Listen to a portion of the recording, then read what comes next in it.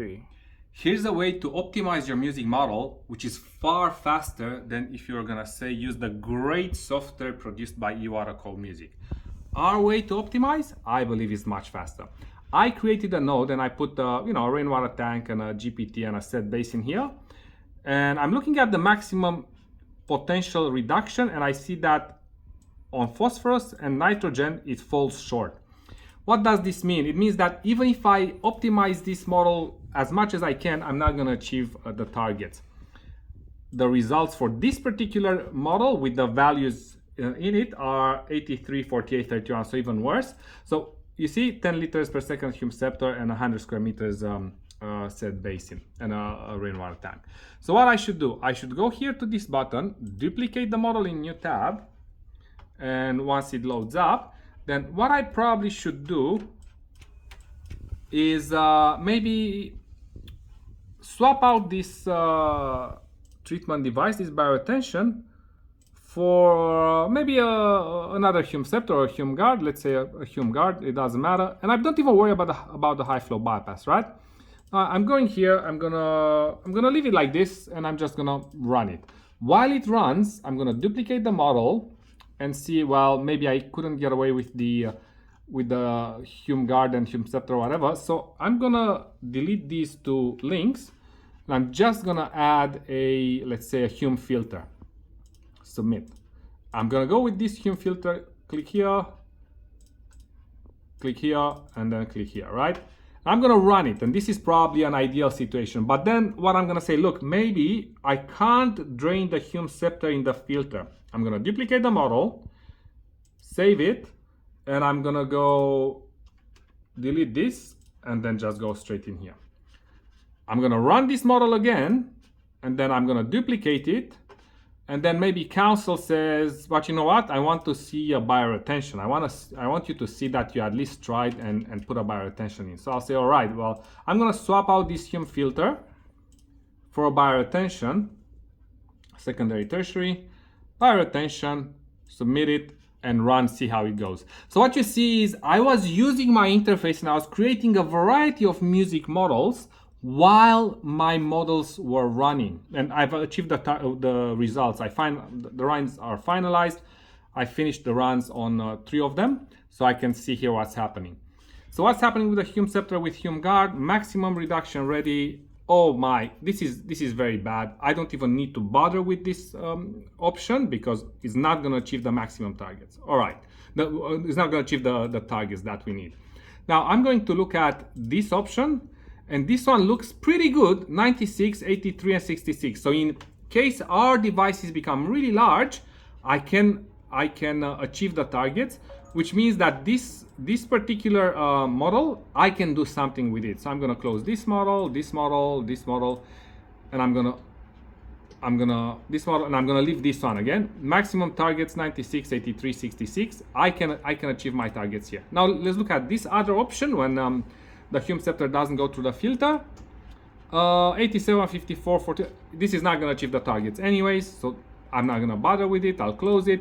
I'm going to look at this one again with a bioretention, maximum reduction ready. Well, this one is not going to achieve the targets again, so maybe what I'll do is I'm going to delete this link and I'm going to try to move it in the bioretention and run it again. So you see, I've culled all those options that were not really beneficial, so I ended up with a couple of options that may work, well, at least one. So in this situation, what am I going to do? I'm going to look at what are the results of this actual model. And in this actual model, I have 87, 74, and 57. That's really good.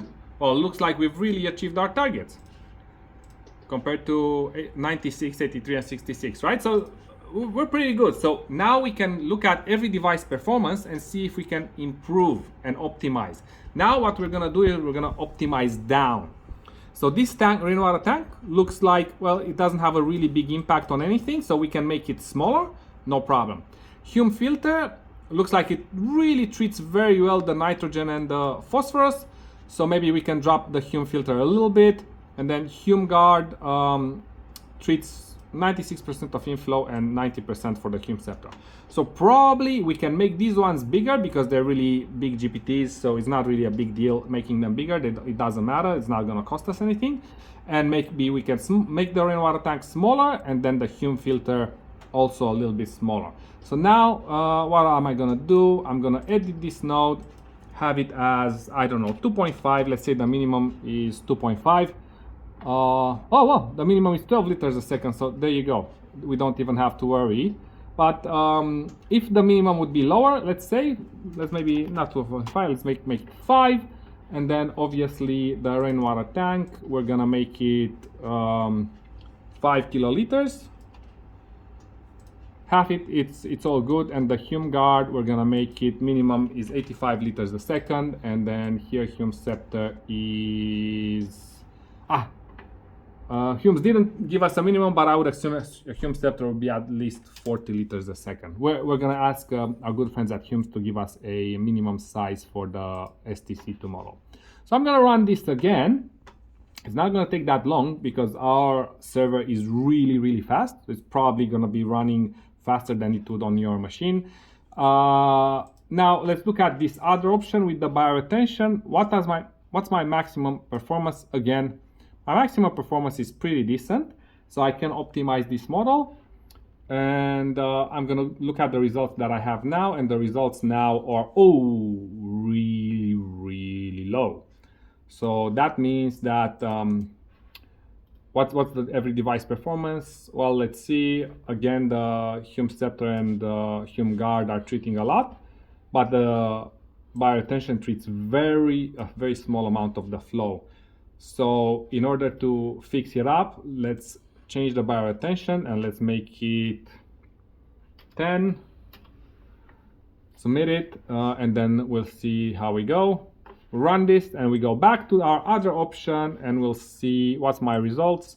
Well, results are 86, 68, 53. Okay, still really good. Still very nice. But you can see how we can really easily find our preferred options.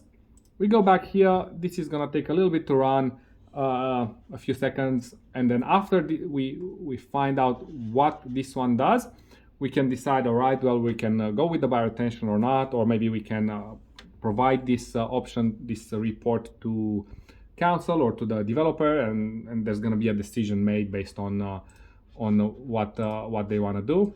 But let's see. Oh wow! See, with this bioretention, we really need to crank up the pressure because the bioretention is not really even at 10 square meters. It doesn't achieve much. So now with 10 square meters treats 24% of the inflow. So maybe we should make it 20 square meters. Let's go here, 20 square meters and submit, and we'll run it again.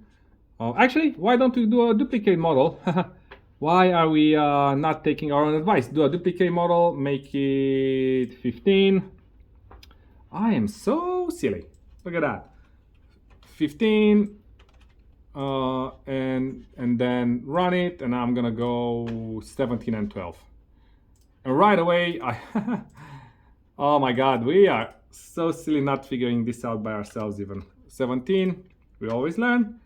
And run it again, and I'm gonna duplicate it again, and I'm gonna have it at 12. And look at that! I'm gonna know right away.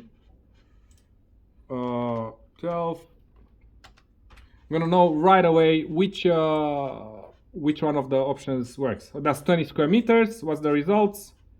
85. Oh, 85, 64, and 46. On TSS we're running in trouble if we're making it smaller, but most likely. What's this result? 83. Yeah, 60. Yeah. So for 15 square meters doesn't work. Let's see for 17 square meters. We're still waiting on it. And this 17 square meters, what's my results? 84.12. All right. So what I probably should run with the 17 one. So what I'll do, I'll duplicate this model right away.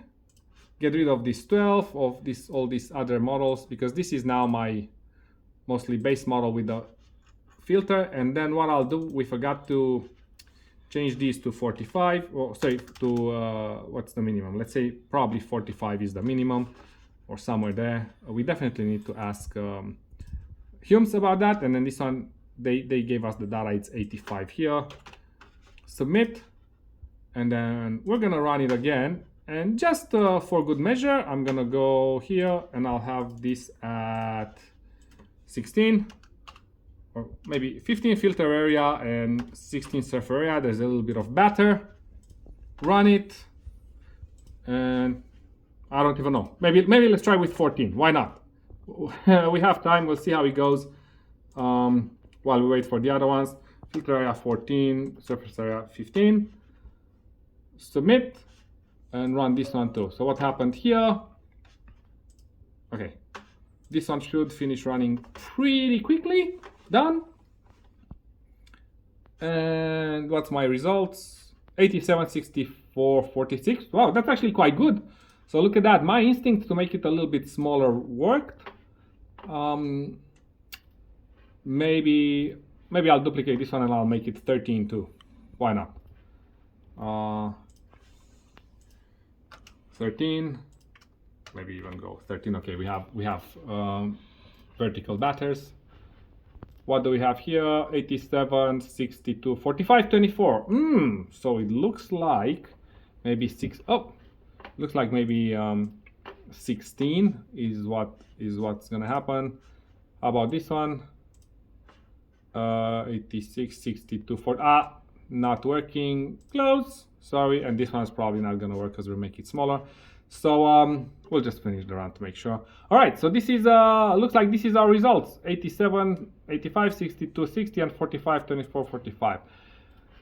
That's right, guys. Look at that. We optimized this pretty quickly in 2 options, giving you guys 2 options. This is a little too good, so we ran with that one, and this one obviously is probably not gonna work. 43, so it doesn't work.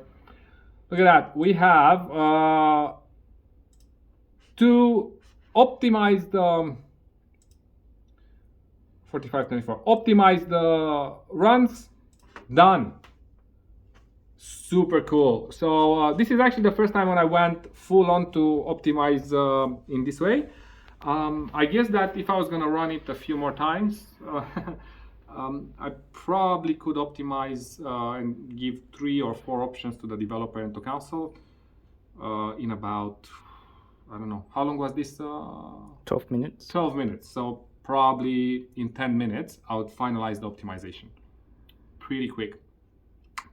And just creating the model will be another, 5 minutes, because everything is loaded in. So within 15-20 minutes, I have 3 options. And what do? I just press on reporting right here on this button, reporting. And this button is going to give me my reports. So I don't know how long you guys would take normally to create a model like this. I would expect a consultant would need at least an hour, maybe an hour and a half, 2 hours to create the model, find out all the guidelines, all of that. And then writing the report, 4 reports, but even 1 report, that would be another hour, roughly at least. So that's kind of the value we bring.